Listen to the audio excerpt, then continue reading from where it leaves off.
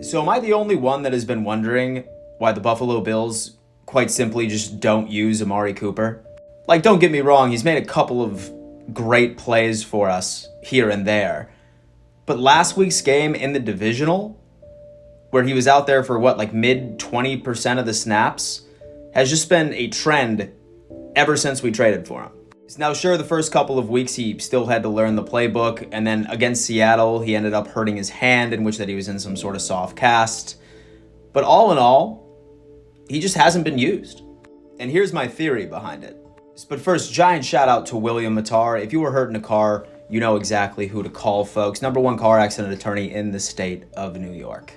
See, but folks, it all has to do with Joe Brady absolutely hating veteran wide receiver number ones. Now, obviously, this is a stretch, but it makes sense, right? The second he took over, Stephon Diggs completely phased out of this offense. At first, I thought that maybe he was just sick of his overall demanding of the football. He didn't think that he was a good culture fit, so we ignored him. But then he did the exact same thing with Amari Cooper, where we have this guy out there literally as a distraction half of the time. And listen, who am I to judge, at this point? This Buffalo Bills team has been the most efficient offense, one of the most efficient offenses in NFL history when it comes into points per play on the EPA scale.